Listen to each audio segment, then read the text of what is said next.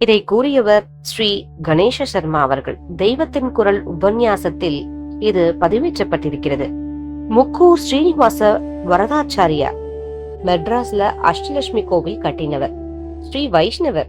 பெரியவா மேல அசாத்திய பக்தி. அவர் டைரியில எழுதி வச்சிருக்கார். அவர் இருக்கிறச்சே நடந்த விஷயம். அவர் காலத்துக்கு அப்புறம் அவர் க்ளோஸ் ஃப்ரெண்ட் ஒருத்தர் அவரோட டைரியை ஜெராக்ஸ் பண்ணிட்டு வந்து கொடுத்தார். அதுல ஒரு நிகழ்ச்சி ஆச்சரியமா இருந்தது. வித்வத் சதஸ் நடந்தது. பெரிய பெரிய வித்வான்கள் எல்லாம் வந்திருக்கா, பண்டிதாள் எல்லாம் வந்திருக்கா.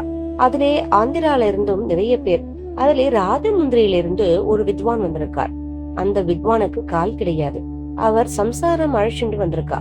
அவரை கூடையிலே தூக்கி தலையிலே வச்சு கூட்டிட்டு வந்திருக்கா. இது எக்ஸிபிஷன் மாதிரி எல்லோருக்கும். நலாயினின்னு கதையெல்லாம் வேணா கேட்கலாம். இந்த காலத்திலயும் இருக்கும் போல இருக்கே. வித்வத் சதஸ்ல இவதான் அட்ராக்ஷன். பெரியவாளுக்கும் ஆச்சரியமா இருந்தது. காத்தால சதஸுக்கு இவர் வரும்போது அந்த அம்மா கூடையில வச்சு தூக்கிண்டு வர வேண்டியது, அப்புறம் முடிஞ்சப்புறம் கூடையில வச்சு தூக்கிண்டு போக வேண்டியது, இப்படியே பண்ணிட்டு இருக்கா. சதஸ் முடிஞ்சது. அவளை கூப்பிட்டு அப்படின்னா அந்த அம்மா வந்தா. பெரியவா அவ கிட்ட சொன்னா, நலாயினின்னு கதையெல்லாம் தான் சொல்லுவா. இந்த காலத்திலேயும் இந்த 20ஆம் நூற்றாண்டிலேயும் கால் இல்லாத புருஷனை கல்யாணம் பண்ணிட்டு குடித்தனம் பண்ணினது மட்டும் இல்ல, அவர் இங்கே போகணும் அங்கே போகணும்னா தூக்கி தலையில வச்சுட்டு வர்றா. எப்பேற்பட்ட பதிவிரதை! இந்த காலத்திலேயே இருக்கேன்னா அந்த காலத்திலே ஏன் இருந்திருக்க முடியாது?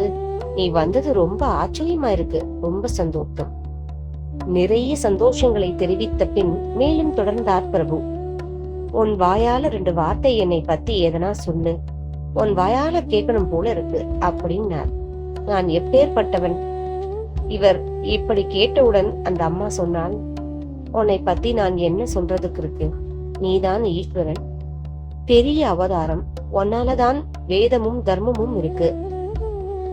ஆஹா என்று கேட்டிருந்தார் பெரியவா. இதெல்லாம் என்ன? எல்லோரும் தான் இதை சொல்லிட்டு இருக்காளே, தெரிஞ்ச கதை, வேற எதுவும் புதுசா சொல்ல என்றார். அந்த அம்மா சொன்னார், நீ 100 வயசு இருப்ப போ என்றாள் அவள்.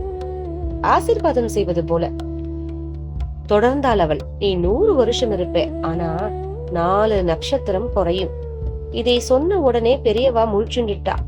இதுக்கு மேல விட்டா இன்னும் எல்லா அவதார ரகசியம் எல்லாம் வெளியே வரும் போல இருக்கே. பிரசாதம் கொடுத்தா அனுப்பிச்சு வச்சா. இதை முக்கூர் ஸ்ரீனிவாசன் அவர்கள் டைரியில எழுதியிருக்கார். ஆச்சரியம்! நடந்தது என்ன? 1994ஆம் ஆண்டு ஜனவரி 8ஆம் தேதி சித்தியானா பெரியவா. மே 1994ல 100 வயசு பூர்த்தியாகி 101 பிறக்க போறது. அந்த பதிவிரதை சொன்னது என்ன? நீ 100 வருஷம் இருப்ப, ஆனா 4 நட்சத்திரம் குறையும். பிப்ரவரி, மார்ச், ஏப்ரல், மே 4 அனுஷ நட்சத்திரம் குறைஞ்சது. ஜனவரி 8 அனுஷம், அன்னியோட அவதார பூர்த்தி. அப்புறம்தான் துணித்து இன்னும் ஒரு 4 மாசம் இருந்திருக்க கூடாதா? 100 வயசு பூர்த்தி, செஞ்சுரி போட்டிருக்கலாமே. பதிவிரதை வாக்கியம் அது தப்பா ஆச்சான்னா? பதிவிரதை வாக்கியம் தப்பு ஆக கூடாதே. ஆச்சரியம்!